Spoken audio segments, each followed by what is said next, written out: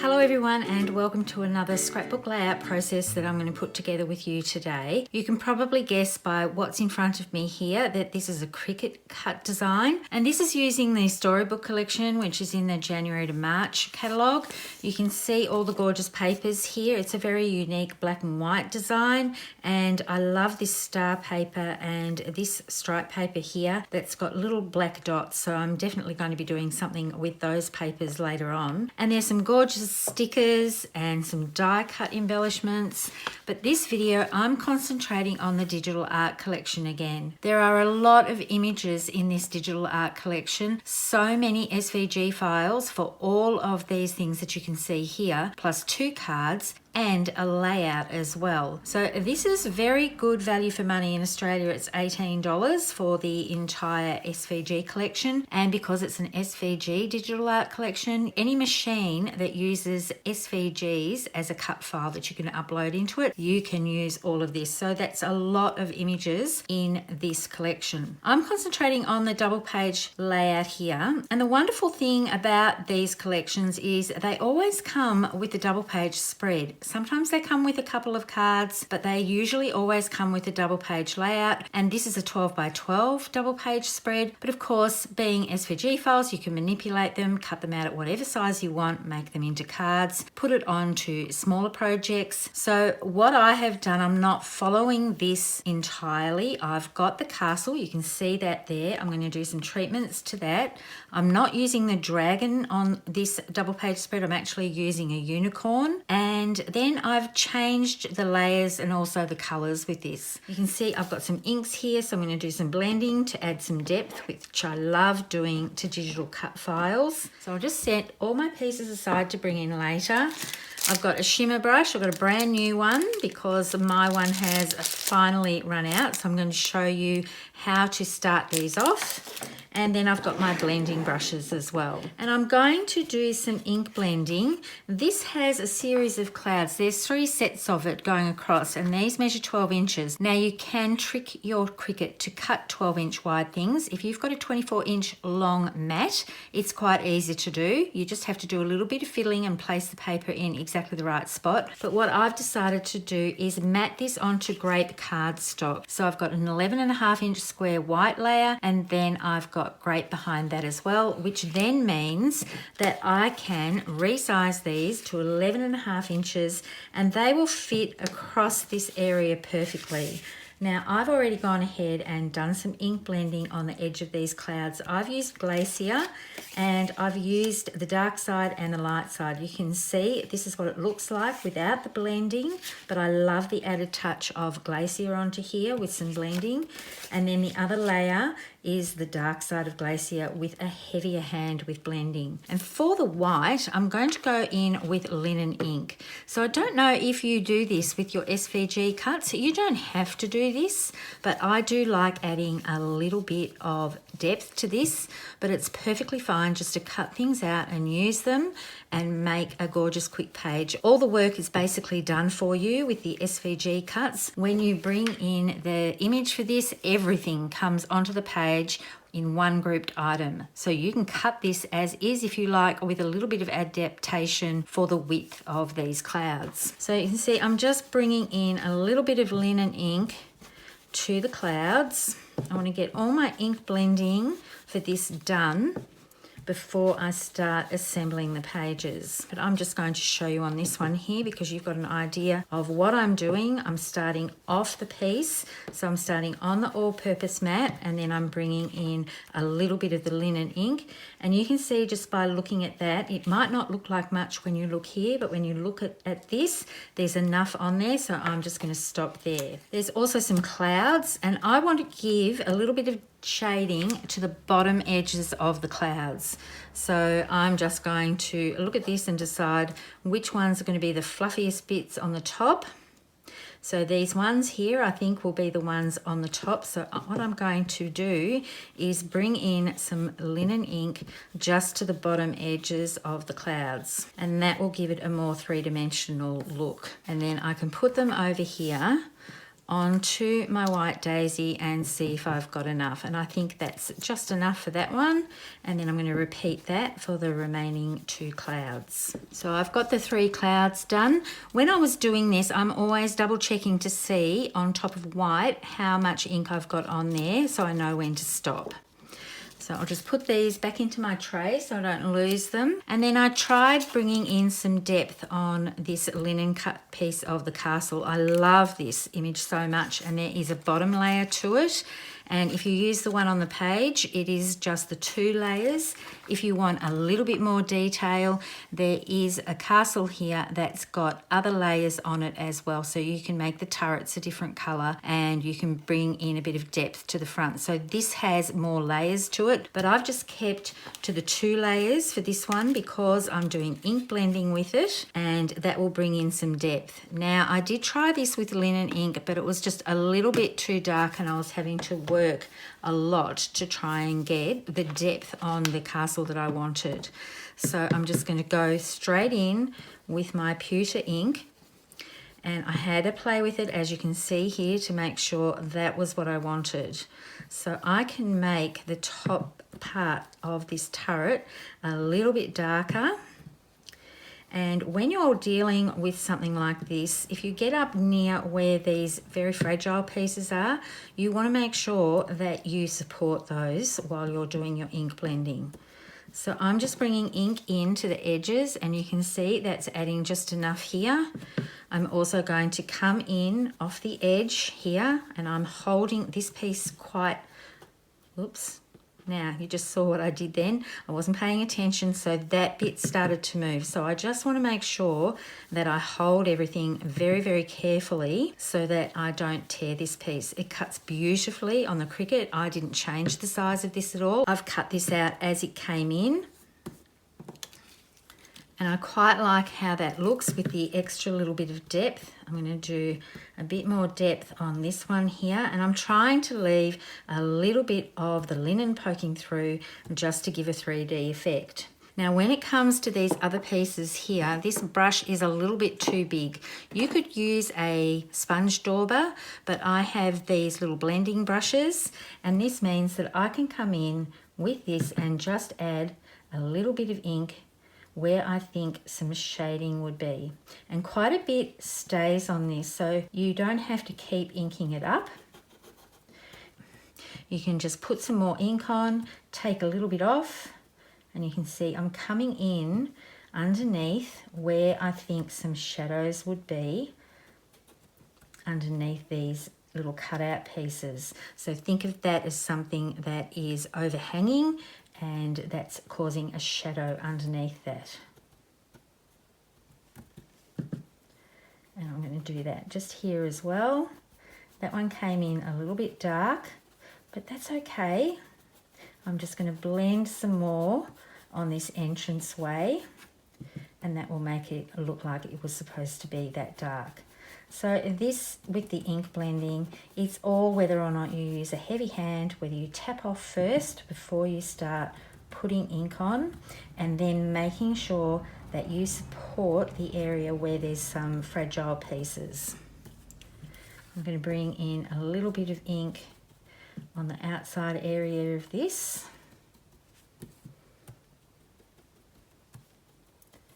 And just keep working my way around until I've got the look that I want.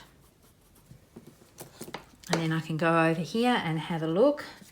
And I'm quite loving how this is looking. It's such a cute little castle. You could do this for trips to Disneyland. You could do this for birthday party pages that are dress-ups.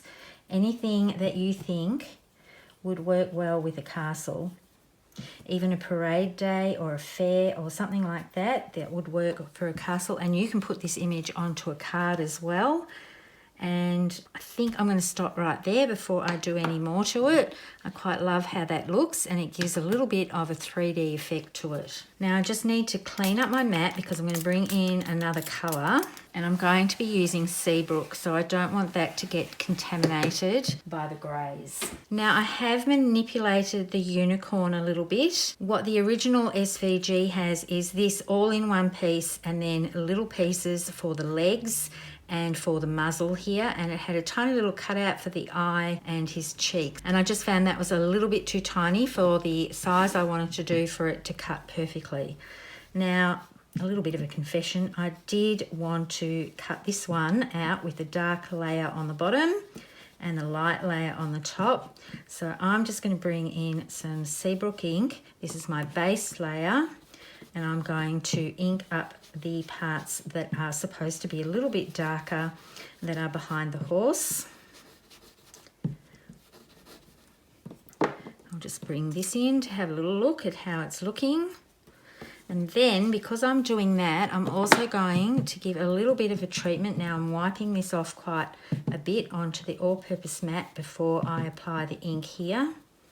And there's a mane and his horn and the tail and everything. So I'm just going around the parts that are going to be the edges, but quite lightly because I've gone in heavily on these parts here that are the background part of the horse or the unicorn. If you wanted to make him into a horse, you could simply just cut this horn off here and he would make a gorgeous horse. So don't think of it that you can't just use it for that sort of thing. If you had pony rides or something like that, you could definitely use this image and slice this little horn off. And I've also sliced out where the ear is rather than having that tiny little piece to stick on. So you can do that just by using the slice tool and having both pieces selected. So now I'm going to put all of these pieces together. There's the back part of the body that I created. So I have manipulated the files just a little bit, but I think it makes for easier assembly.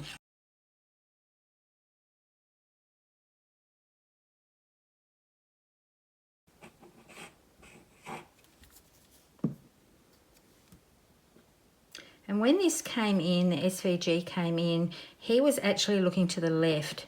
So I've just flipped the image so that it's going the right way for my page layout. Because the other thing that I've done, instead of keeping this with the left page, I've moved this over to the right and I'm having this area here over to the left, and I've added in an extra photo holder. So you'll see those changes as I go through putting the layout together.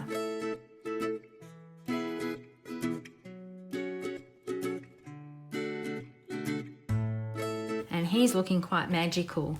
So I'm just going to bring this back in, and you can see here, I hope, there is a little eye here and his little cheek. But what I've decided to do is come in with my grey journaling pen. I'm just going to scribble on a piece of paper first to make sure it's all flowing. And then I'm going to put his eye in just by drawing it like that. It was a little crescent shape. And then I'm just going to put a little nostril in here. And I think that's easier than trying to put on the tiny, tiny little cricket cut, because I did make this image fairly small. And while I've got this tray here, I'll also talk about the title. So this actually originally came in as a pennant and then the letter on top. So I've actually cut the letter out of the pennant so that I can easily just adhere this straight to the base layer, rather than having a separate little letter. I do this quite a lot with the slice tool. But I've kept the title the same as it is. Now I've done this all in purple tones, as you can see here. I've got grape, wisteria and mulberry. So now I'm going to adhere this castle together, and I'm also going to bring in the shimmer brush because I think I need to add a bit of shimmer to this magical page. So now I can put my 3 layers together. You can see that I've done that over here. I put my layers a bit too close together, so this bit has been flattened off, but that's okay because that's where the castle is going to go. So no one's ever going to know that. Now with putting these onto the pages, what I've done is basically put tape runner across just the bottom section, because I'm going to build from the bottom up. And then because this is cut at 11.5 inches, and so is this white mat, I can just simply go ahead and align that up with that. It makes it super easy. And then I haven't put any adhesive on the top section of this, so I can just slide that under Make sure that I've got it straight just on the sides and adhere that as well. And then I can do exactly the same thing with this third layer. But this time I can put some adhesive on that top section. So this is going underneath. I don't want to press down too hard just yet because I do want to put this on the other side of here to make sure that it flows along quite nicely. So I think what I need to do is just bring this one up just a little bit more. So I've pretty much got everything in place here. I forgot to press record, so I've already stuck this little banistering down. I just put some adhesive on the very edges of this so the photo could still pop in. And then I just need to work out my placement. I've got all my pieces here, so the magic comes along like this, like it's hanging from that little banner. And I love the color tones in this.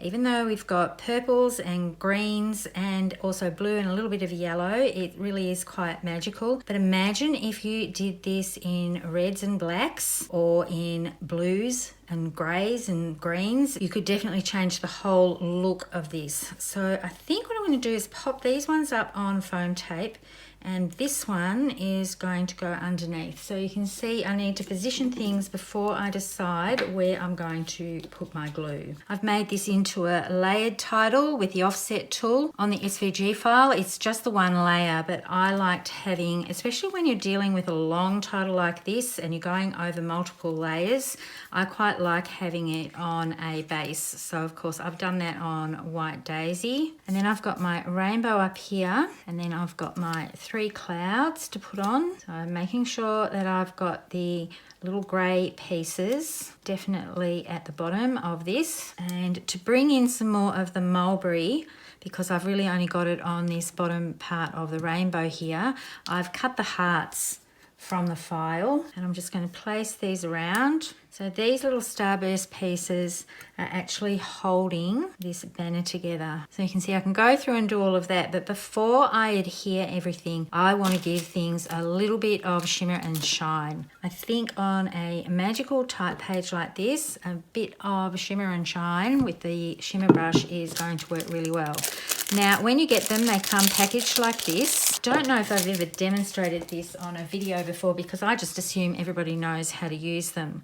Now, there is a little yellow band here. You don't need that at all. And I have to confess, I do snip these in half before I put them in the recycle because I don't want them getting caught on a little animal or anything. Now you just put everything back together again. So this will screw in now that this little belly band part has gone. So you screw that in. I should have taken the cap off. Here we go. So you might have heard that then there is a little point in here like on the tip of this glue that pierces the barrel, and then you can shake it up. Make sure all the glitter is mixing around. And I'm just going to get a piece of paper here, and you do need to prime them. There's push written on here, but when you take these off, try not to take them off and push here when you take them off. Take them straight off like this, rotate it. Don't take them off pushing that at the same time, because once this is primed, especially with the dark colours, they can go everywhere. So I'm just making sure that I've got this pushed until the fluid starts coming down, and there it is there. And I'm not going to waste that because I can use that bit there, and I'm going to apply some of this clear shimmer brush to the tail of the unicorn. I probably got a little bit too much there, so we'll see how that goes with the drying, because I think on this page it just deserves a bit of sparkle and shine. So I'm doing all the mane and of course the unicorn horn. Now that's already dried onto here. So sometimes what I like to do is just to squeeze a little bit out onto my all-purpose mat so that it flows a little bit better. This is a new one, so you don't necessarily have to do that. This should flow quite well, but my older ones need a little bit of help along the way. So you can see that's giving some beautiful shine to those elements.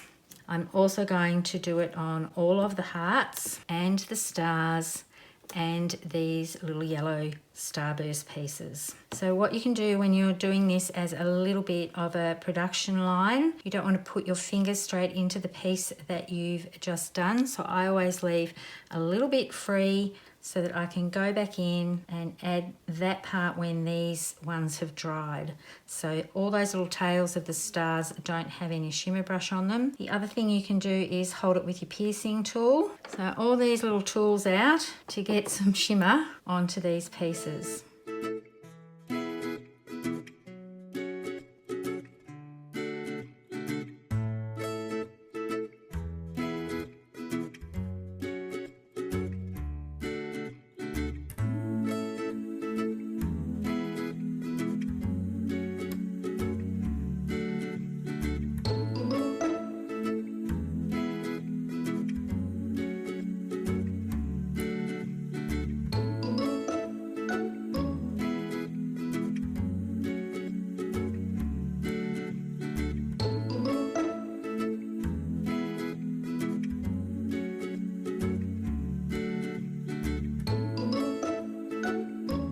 When I'm doing a title and I want it to be centered, I always start with the middle letter.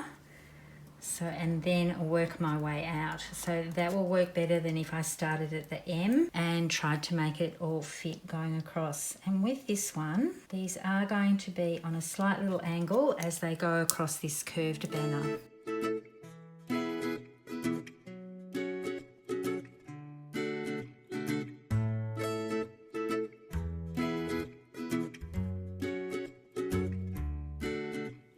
So here's the layout all finished. I love the added depth with the pewter ink. I was a bit worried I'd gone a little bit dark, but I think it creates enough texture to this so that it looks a little bit more dimensional than just using the straight SVG cut. All the elements on this page layout are wonderful, and just by substituting the dragon for the unicorn, it gives that a whole whimsical feel with this, with the added little bit of sparkle. But if you wanted to do this, as I said before, in different colors and put the dragon on, you could definitely do that and use blues and charcoals and things like that to increase the depth of the page. So it all depends on what you want to do. You can see the rainbow here. They've done that with, I think, papaya, honey butter and seabrook. So just changing the colors to suit, which you can do on an SVG file. You can change it to whatever you like. So I love the bit of whimsy and the sparkle that comes with adding this clear shimmer brush brings to the cardstock. So this is no pattern paper. I've got this pattern paper ready to use, but when I saw this layout and the fun castle and the unicorn, I wanted to get stuck straight into doing this. I think if I was doing this with the dragon, I would do the same thing as well, so that he's looking into the rest of the page. I'd definitely put him over this side so he's looking across. I hope you've enjoyed watching me put this digital art collection together. I wanted to make a point this year of using the digital art collections with the layouts. You might have noticed that I did one not too long ago with the Are We There Yet digital art collection, and then coming up I'm going to do one with the Life's a Hoot, but I'm actually going to take a big twist on this and not do this one as it intended, whereas these other first two I've pretty much done them as intended with a few minor tweaks. Thank you so much for tuning in. Happy crafting and bye for now.